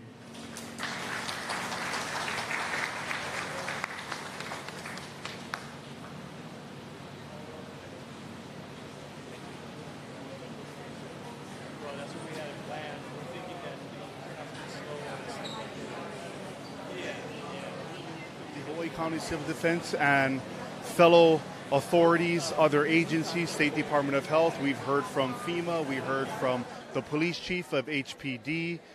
Basically, right now, one of the main concerns is to heed all warnings regarding the sulfur dioxide gases in the air. That is a huge concern. We are currently in condition red, which means we are at a threat to life in the evacuation zone. So number one thing you can do to protect yourself is to remove yourself from the area. Once again, remove yourself from the area. The condition is red for the evacuation zone. There you heard it from emergency officials. I am Mike Alameda from Pu'u High School Cafeteria signing off. We'll see you next time. Stay safe and stay informed. Aloha.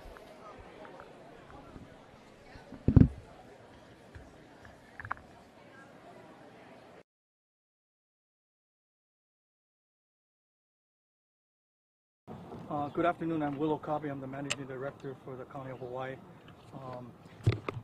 Mayor Kim and Talmadge Magno is at a meeting right now, so basically I'm filling in for him.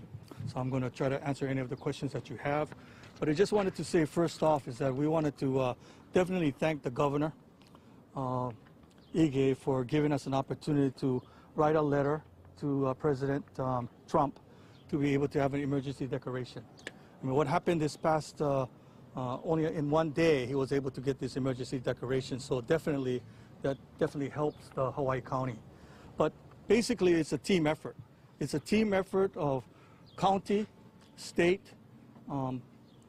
working with the federal government and also the National Guard to be able to coordinate this effort in regards to what's happening in Leilani Estates. But all of you understand that, there's a lot of things that are happening. There's a lot of things happening on social media. In social media, it has its place. But in this particular situation, we do not want to create any panic to any of our constituents or the people of this island. Because we don't want to give wrong messages not only to our island, but to the rest of the country. Because what we're having right now is economical impact as people are trying to cancel their reservations in Kona and other parts of the island. So let me give you in perspective. This is just basically less than 5% of the population or the area in Leilani Estates compared to the rest of the island. It's like having a situation where they talk about Disneyland and they say that, oh, you know, we're going to have something, a catastrophe in Disneyland, so everybody in Colorado, they're going to start canceling all the reservations in Colorado. Okay? It's too far off. I mean, it's not even, people have to understand, we have to send that message. All of you here in the media today needs to send that message that Hawaii County, Hawaii Island is safe. The rest of the state is safe. This is Hawaii Island. This is not Hawaii. See, when they say Hawaii, they think it's the whole state, you know what I'm saying? But to some people, they think that's the whole island too, because we have the same name. So make that very clear as media. But you know, we are very prepared. Once they had one fissure or one crack in the road, already the EOC by Harry Kim and Talmadge Magno was able to activate the EOC. The EOC was activated in preparation of the situation that we're in now, today. So already by the opportunity that once the fissure started to come out, we were prepared. So when you have people that are going into the area illegally, creates a very big problem for the efforts that we're trying to do. I mean, it's good. People like to see that. We understand that. But to get the factual information, you have to tune in to the Hawaii County Civil Defense to get the most latest information possible, because we do not want to create panic. In regards to our legislature, people in the legislature are not involved in the EOC. So if you ask any legislative person who is not in the EOC trying to make answer questions or trying to have resolutions of what needs to be done, because they're not in the EOC, they have no idea of what they're saying. Okay? And we can make very clear, because they're not involved in the process.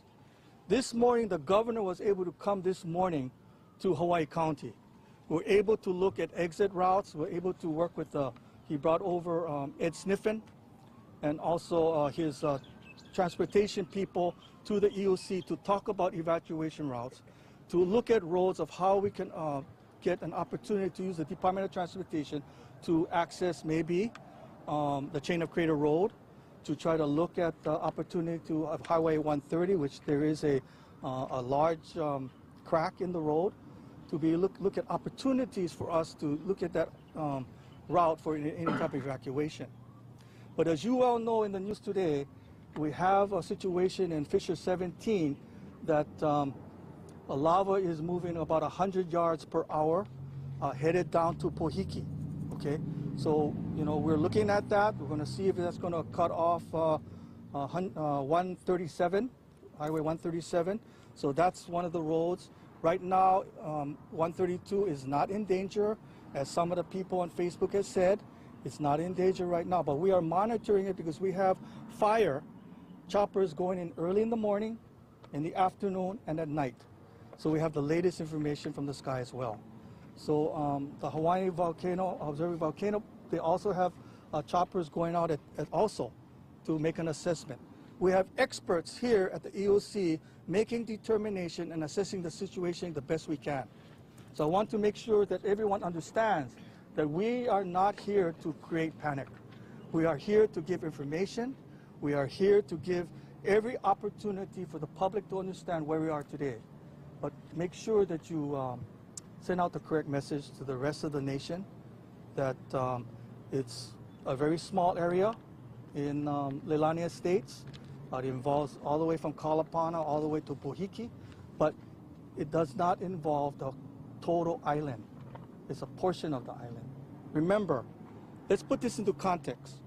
The island of Hawaii, all the islands in the Hawaiian chain can fit on the big island. The island of Oahu, which is the most populated island, can fit only in the district of Pu'u. That's how big our island is. So we appreciate the opportunity for the federal government to be able to address this situation. We appreciate that they'll be able to use FEMA which FEMA was called in maybe 3 days ago. They were here on this island before the president made the declaration. So therefore, we're ahead, and we appreciate that. And I'll entertain any questions that you may have. Dash, you have a question? Nice to see you. Yes.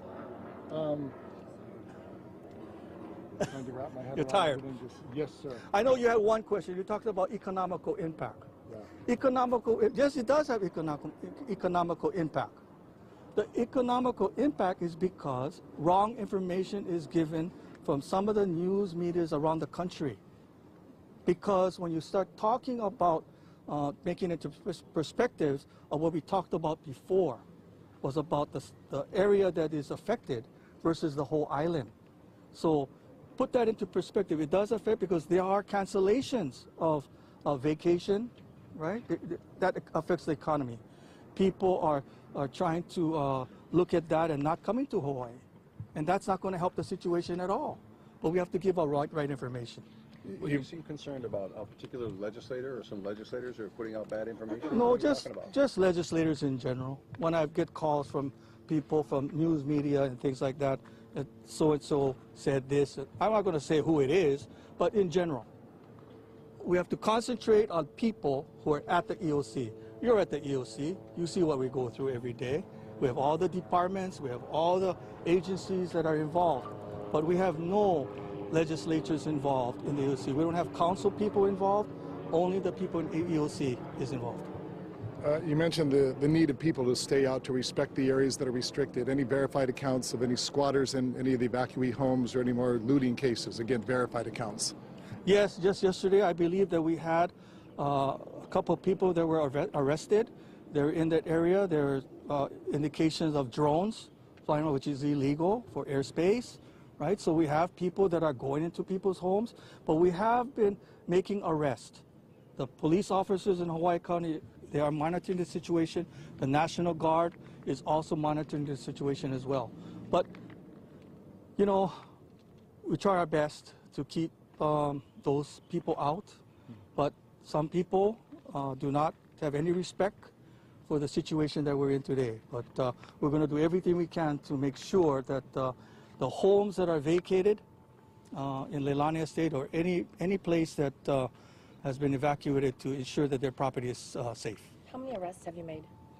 I think there was two, tried to go through a barricade, a motorcycle person and a car. Then we had a person that was looting, and we had a couple yesterday that were in somebody's private property on somebody's home, videotaping.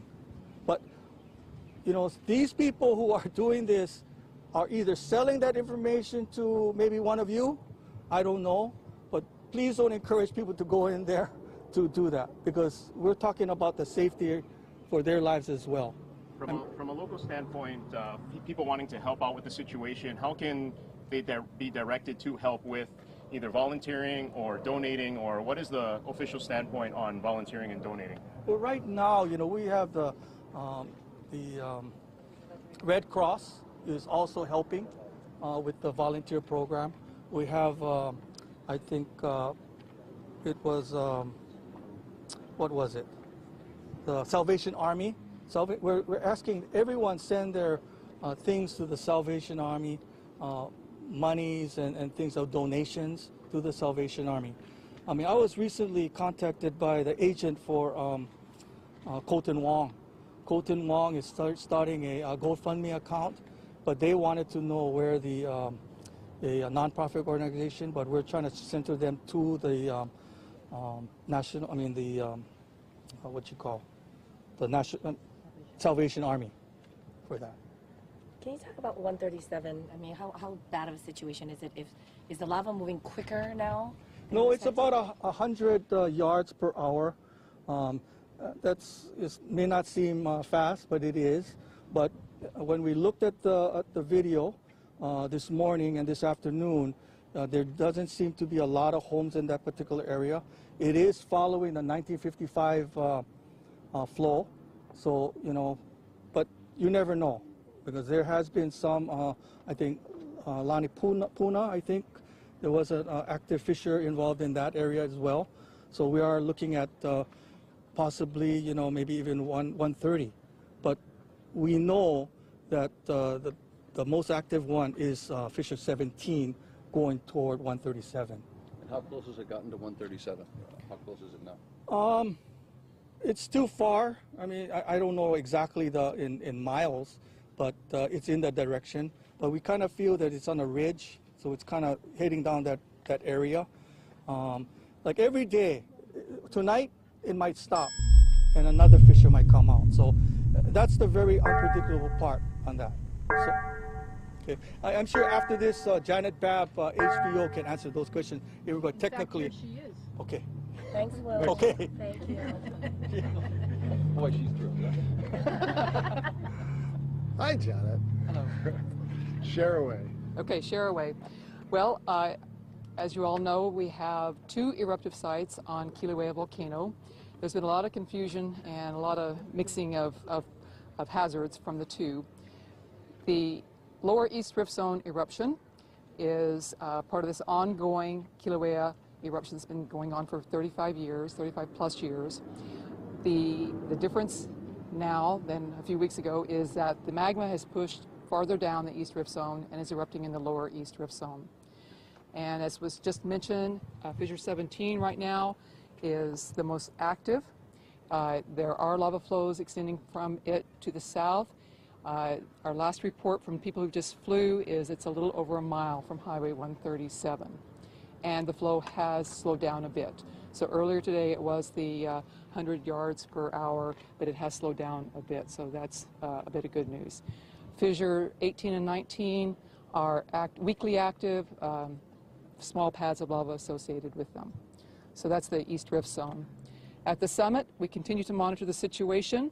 The lava lake continues, or the lava within the vent continues to drop. We're basing this on the ongoing deflation.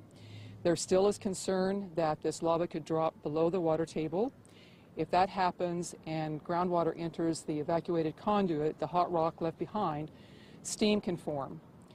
If the conduit remains open, the steam can just be emitted from the conduit passively and not cause too many problems. The concern is there are the rock falls that happen in this conduit, and if the rocks fall in and create a plug, then the system can become pressurized and we could have a steam-driven explosion, something we call in geology a phreatic explosion. Phreatic explosions are notoriously hard to forecast. They can occur with little or no warning, and that's why we have taken these measures to make people aware and to keep people safe.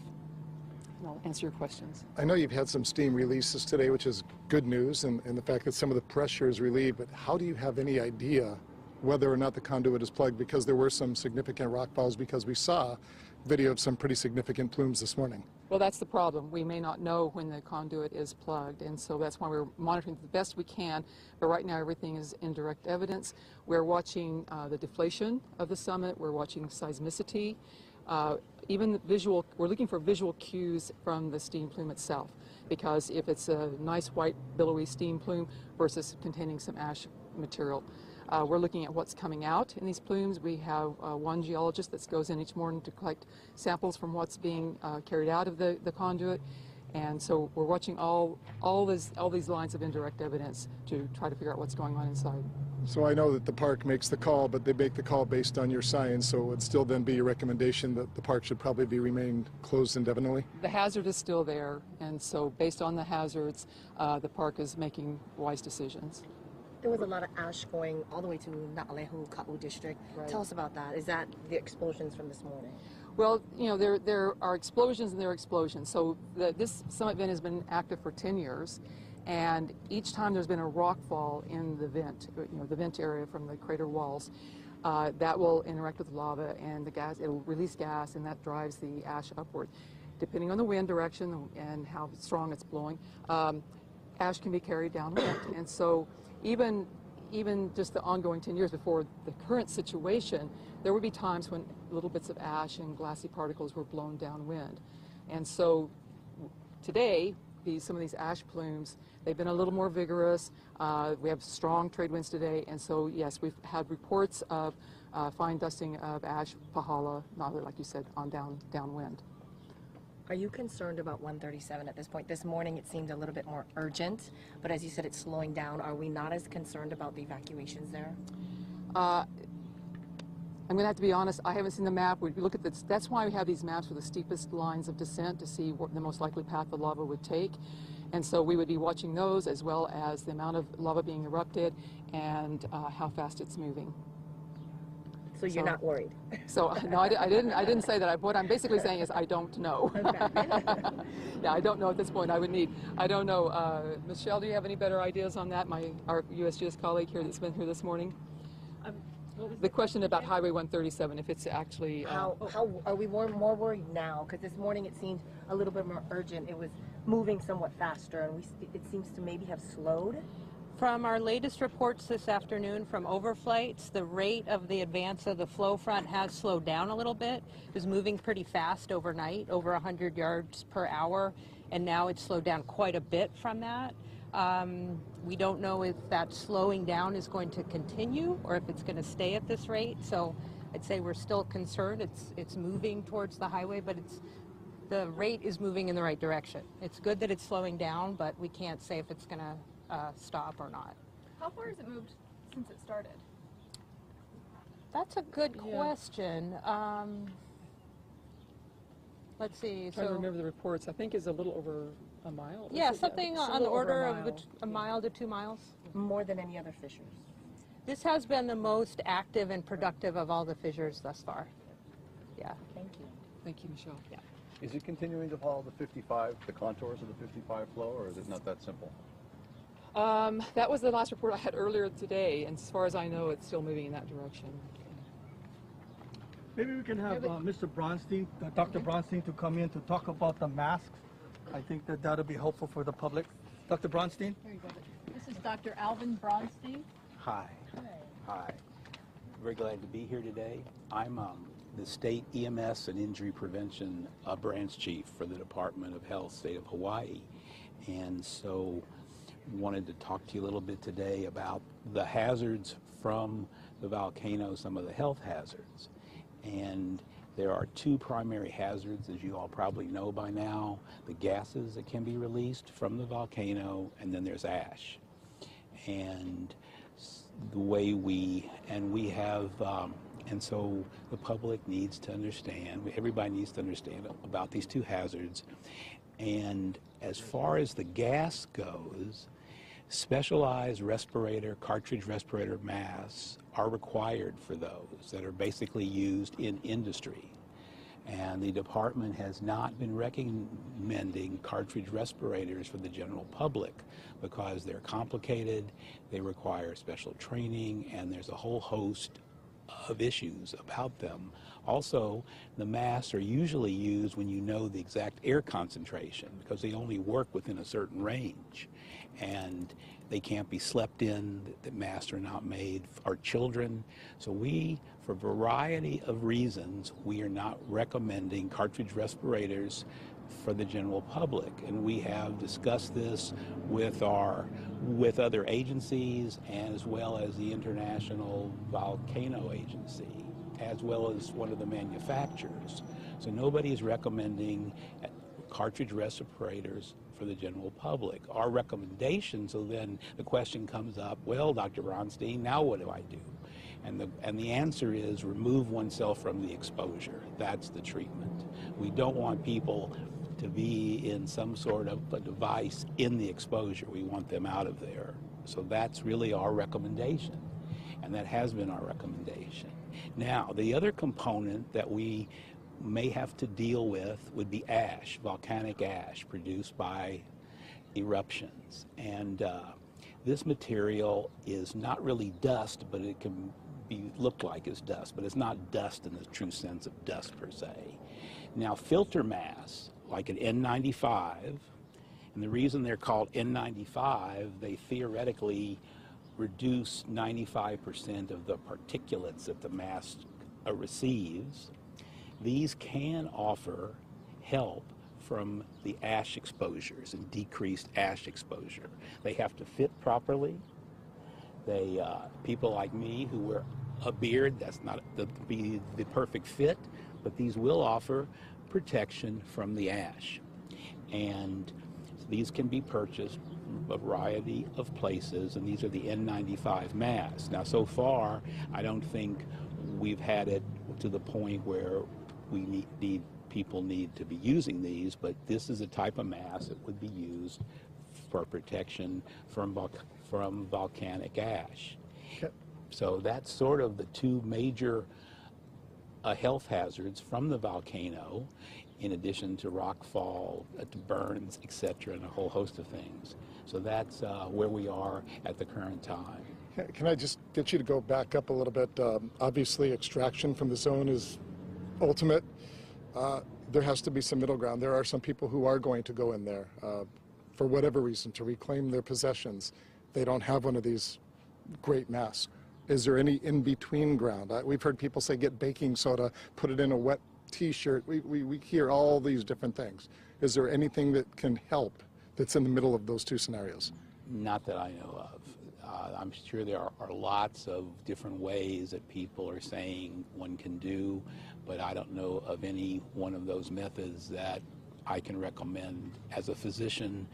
And I understand it's very difficult. I was out there today. I went out to the area, and it's very poignant, and I got it. And there's a feel about it. It's empty. There's no people there. And yet the people can't be there because we had meters, we were checking the air levels, and everything was okay. So I'm certainly not sensitive to all this. But there, as far as I know, as far as anything homemade for the gases, I don't know of anything. I'd just like to bring in Tom Travis. He's the director for HAHIMA, and he can address the PGV. And if you have any questions for Tom. Thank you. Hi, my name's Tom Travis. Governor Ige and Mayor Kim made me responsible to take actions to identify and mitigate risk from the geothermal plant, Pu'u Geothermal Venture. In order to do that, the first thing we did was move pentane from the plant, which we completed last week. I also put together a task force of a geothermal program manager from California, Ms. Charlene Wardlow, Dr. Laura Owens, PhD geochemist, Mr. Paul Spielman, a geothermal resource engineer, Dr. Ken Hone, who's the interim chancellor for academic affairs at the University of Hawaii Hilo, Dr. David Danby, who's USGS health and environmental impacts expert, Dr. Bronstein, who you just talked to, and another member of the Department of Health. We worked and came up with a list of recommendations which were approved by Mayor Kim and Governor Ige. Our way forward is to kill and maintain kill on all of the geothermal wells, continue cooling the resource by inserting cold water through one of the injection wells. By next week, we hope to be installing plugs in the bottom of the geothermal wells so that they are isolated. The upper part of the well is isolated from the geothermal resource. And finally, toward the end of next week and maybe the week after, we'll be trying to put plugs in the injection wells, which are the lowest priority and lowest risk wells. That's generally the plan we have ahead. That's all I have. Thank you. So wait, are the wells already killed then? You said to maintain? No, there's 3 wells that are currently active. To kill those wells, we're going to have to pump cold water down those wells. Active but not producing. they're all isolated. They're shut in, but there's hot water and potentially steam down in the wellbore. How long does it take to kill it? It should be less than a day once we start pumping cold water down it. Could you explain that process of killing a well? Just explain how it works. You pump cold water into it. Pump cold water into it. There's a pipe that goes down in the ground. Fill that pipe full of cold water, and the weight of the cold water keeps the hot things in the geothermal reservoir out of the pipe. How much water would you need to pump down there? It would have to be pressurized? Well, I'd have to do a calculation. All right. Oh, well, it's pressurized. The rig that pumps the water down there is pressurized. But the amount of water is what it would take to ensure there's cold water along the entire length of the well. And then if the well is disturbed from a lava flow or an earthquake, that water somehow will keep the pressure, or keep the hot water down, the fumes and such? Is that the way it works? What happens is when you have the cold water going down, the weight of the cold water for a time, until you start heating things up, the weight of the cold water will keep any of the geothermal reservoir from entering into that pipe.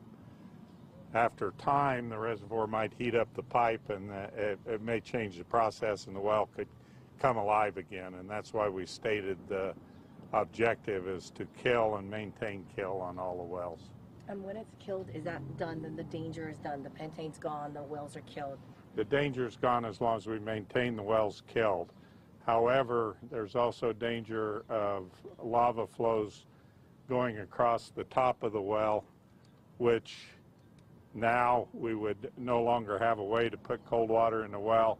So the next step is to put plugs, after the well's killed, to put plugs in the well above the geothermal resource, and then at that point, nothing coming up the well is a danger. So at that point, we can take precautions, ensure the well is not sheared off at the top. Why don't you simply plug the well? Is that not possible? That's what we're doing, plugging the well. But So you're putting water in the well, and then That's you're first plugging step. the well. Have to kill the well before you can do anything. Once the well's killed, we're going to put plugs in the well above the geothermal resource. Are those wells ever usable again? Is that just out of the question? No, this doesn't stop wells from being usable. That's a question for another day. Okay. Right now, the only question we're addressing is how to identify and mitigate risk. Can you explain where they are exactly, just in general terms? The wells? The wells are on well pads. And I don't know the exact number. There might be 4 well pads, which is a flat area, flattened out throughout the PGV facility. Then they're different parts of the facility. Those well pads are. And the wells that need to be killed, there'd be 3 of those and then some reinjection wells, is that right? There are currently 3 wells that have any pressure in them, which is a sign that they're moderately active. Those 3 wells will be the first wells that we will put down. Then we will use cold water as necessary to ensure that no pressure develops in any of the wells. So you have to keep injecting cold water as you go, yeah? We may not. It depends. One of the things that happens with geothermal when a lava dike goes through it is we're not sure we understand everything about the resource anymore.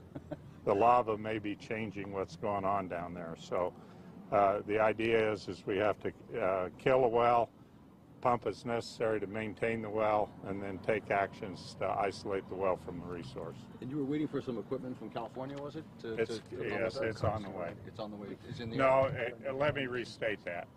We have all the equipment we need to kill the wells. We are bringing in redundant equipment from California so that if the equipment we have on site, in the very low probability it would fail, we would have backup. And when would you start work on this, or the actual injection?